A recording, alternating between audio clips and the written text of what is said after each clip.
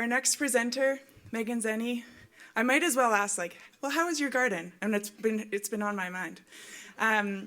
There's photos of Megan Zeni at Room to Play online, and I'm not sure if you've seen there's a broccoli about the size of her head. And if that's any indication of the type of love and learning that is going into raising those crops, I think that those students are up to good things.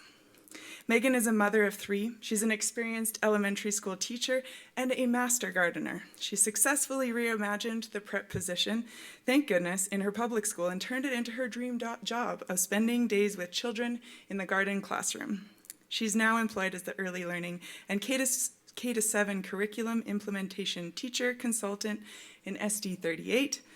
And she's an advocate for taking children outdoors in all weather to learn, to play, to grow. She believes that just about anything can be taught in a school garden, and that class time spent in nature helps develop empathy, resiliency, and self-regulated learning. She's a PhD candidate and very close to nearing the end of this at UBC in curriculum and pedagogy. Her research interests include developing a professional learning networks with in-service teachers to weave systems of schooling with emerging pedagogies of place and play. Megan brings over 25 years in K-7 public school teaching to her research and consulting. She shares her learning on social media at Room to Play and her blog, which is extensive. I don't know how she fits all these things into one day, meganzeni.com. Her dissertation research is supported by teacheroutsideplay.org, which is a digital tool and a free online digital mentorship opportunity. Megan will be around for a little bit longer, so you can ask her all those questions as to where to access those resources. Please join me in welcoming Megan Zeni.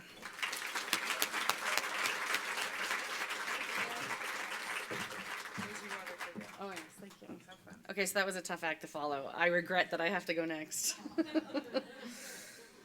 Okay, so hi. That's exciting. I'm going to start by thanking Colin and Jade for inviting me back again. I obviously wasn't super outrageous last year because they had me back, so thank you. For any of you who don't know my work, I am a public school teacher. I have over 26 years of experience in elementary schools, the majority of which have been spent teaching entirely outdoors. I do have a lifetime of lived experience in outdoor play and learning in schools, and you can follow along with me in all those rabbit holes of the internet. And tonight I'm going to continue our conversation from last year about ways that we can support and advocate for outdoor learning in schools across Canada. It worked. I wasn't sure it would work.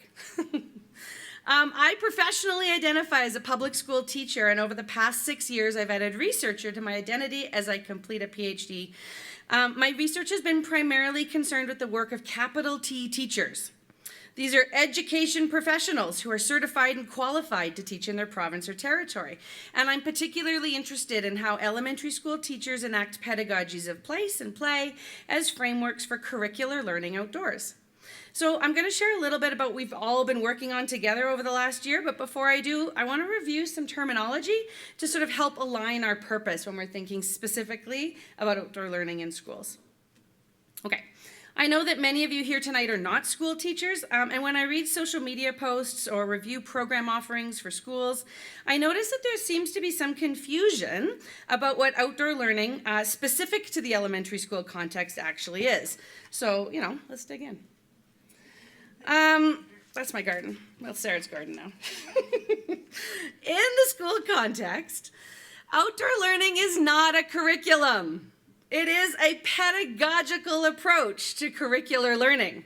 So broadly speaking, if you're not a teacher, curriculum is what provincial ministries of education require that teachers teach in exchange for a salary. You get paid to teach the curriculum. Okay. But in Canada, teachers don't decide what they teach, but we do have some agency in how we teach. So pedagogy describes how we teach and specifically how we curate curricular resources in relationship to our specific learners and the specific history of the lands that we teach on, including the local Indigenous ways of knowing. And when we gather with our outdoor learning colleagues to reflect on curricular and pedagogical actions, we find ourselves in a praxis that is necessary to build capacity for this work. because the complexity and the nuance, because there's a lot of complexity and nuance in this, that outdoor learning affords us is relational and responsive to the lands that we teach on and the learners in our care. And when we select affordances and resources and prepare our environments to support outdoor learning, our choices reflect our pedagogical intent. I talked about this a little bit last year, but I want to reiterate that outdoor learning is a rapidly growing pedagogical niche. And of course, like any rapidly growing niche, opportunity brings profiteers looking to leverage the uncertainty of teachers with smartly packaged programs and task cards and worksheets that at best entirely miss the point of outdoor learning. And at their worst, they derail and potentially cause harm to our collective work. If you are a teacher in the room tonight, I invite you to be curious. Check the authenticity of the resources that you are exploring. Who created them? Who profits from the sale? Indigenous resources and stories should always and only benefit the community who shared their expertise and history and knowledge. I shouldn't have to say that. I feel like we should already know that, but I'm saying it again. Capitalist opportunities to profit from systems of schooling are everywhere right now. And it seems everyone, of course, is an expert on how teachers should be teaching.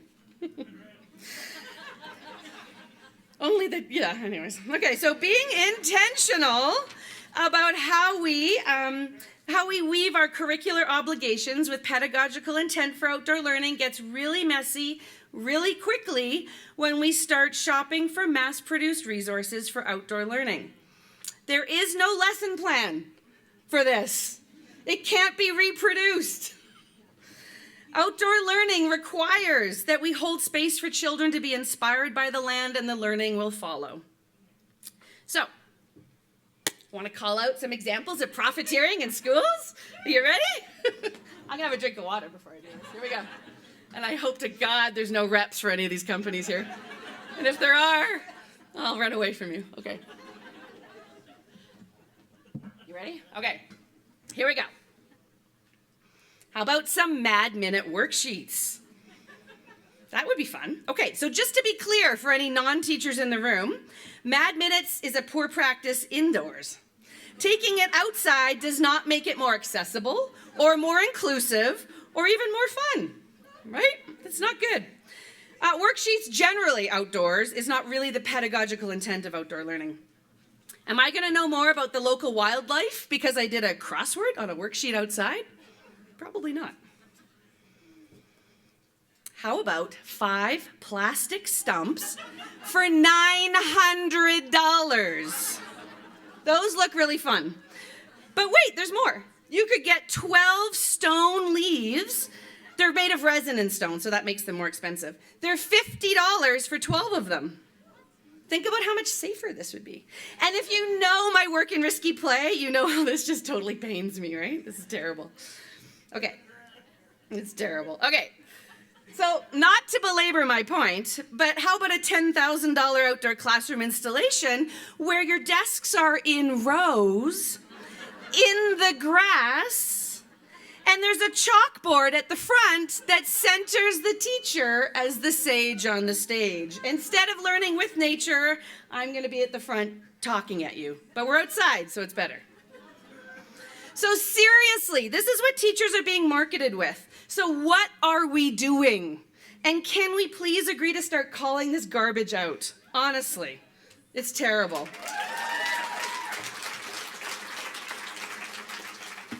So we got to work together, all of us, because if these products were not successful in the marketplace, they still would not be available for sale. And they are. I checked. They're still available. So what I have learned from my research with teachers is that mentorship in a community of practice makes all the difference in this work.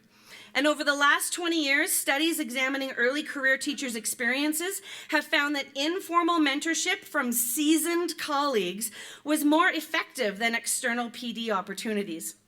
Mentorship can take many forms. It can be one-on-one support from a consultant within the district, a teacher consultant, that is.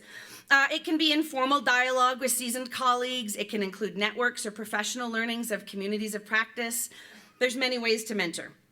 Reflection and dialogue about our practice is what is important.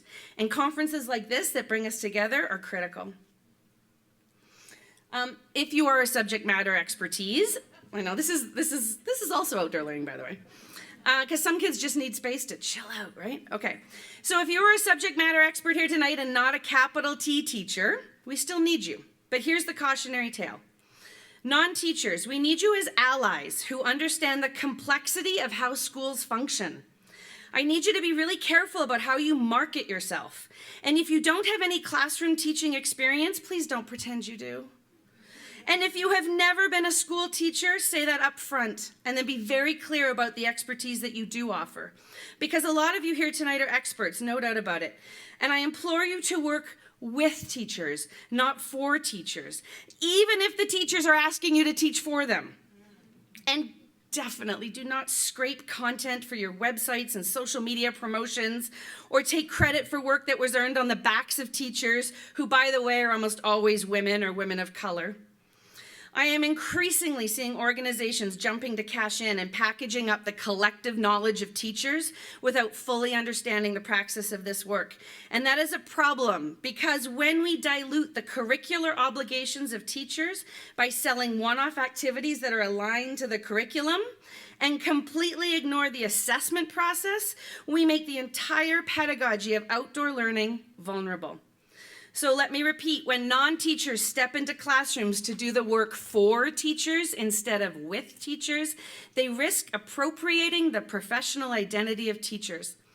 And if outdoor learning can be reduced to task cards and scavenger hunts that can be led by non-certified teachers, we reinforce beliefs that outdoor learning is an extracurricular enhancement of learning instead of a pedagogical foundation for learning. Okay. So, the good news is we have the A-team of Canadian outdoor learning experts here tonight, and every one of you understands this work deeply. Even if you're not a capital T teacher, you are doing good work to get more kids outdoors more often. So let's continue to talk about mentorship.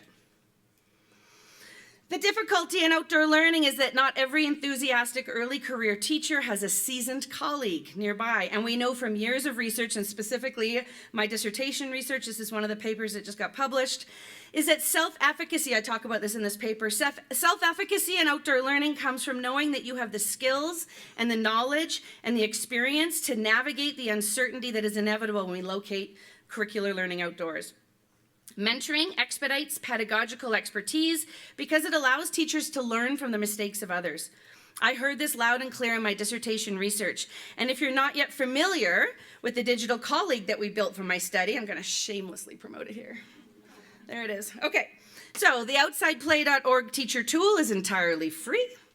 It was designed by 18 practicing elementary school teachers from across BC. Once the framework was built, the modules were populated with exemplars from over 60 elementary school classrooms across Canada. Many of the teachers who built the framework and a lot of the teachers who contributed to this are here tonight. So, you know who you are. Yeah. This framework was designed to function as a digital colleague for teachers, by teachers. And many of the teachers here in the room tonight, of course, they submitted all of their evidence of their practice for inclusion in the modules. The modules are about 2 minutes long, and they're a bite-sized introduction to the nuts and bolts of an outdoor play pedagogy for learning in our school. Each module also offers an in-depth interview with an expert teacher from across Canada who generously shared their practical wisdom, and many or most of them are here tonight. So I don't know if you all want to wave your hands or not, but Sarah, and I don't know if Francis is here, Tanya and Lakeisha is here, Lauren, Laura's here. Laura's is especially good, Laura. Krista, Jacqueline, Yolanta, Rachel, we could not have done this without you. And I promise those are going to be uploaded by the end of the month. I was told this is all being funded by the BC Children's Hospital Foundation, by the way.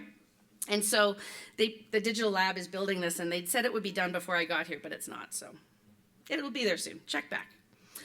Okay, so as I wrap up, I want to remind you that we are the school system. Parents, teachers, community agents, community partners, you are the school system. We make up the school system. And how we show up and how we curate the resources and our learning environments day over day becomes the system. So if you are a teacher here tonight, network with other teachers, meet some amazing community educators, check out some brilliant resources. And then I want you to really leave here tonight thinking, what is our purpose as teachers? Why are we even teaching? You know, our students are really made or broken as lifelong learners by how we navigate the systems in which we teach. And I thank everybody here tonight for choosing to teach outside. Thank you. And I'm going to say one more thing because Patrick sent me an email, Selena, asking me to do a shout out, so I'm going to do it. There's Selena right now. He said, a reminder for BC teachers that the call for proposals for the EPSA and C2C conference on the October Professional Learning Day is now open. Thanks. If you want to go see Selena, she'll help you out with that. Thanks, everybody.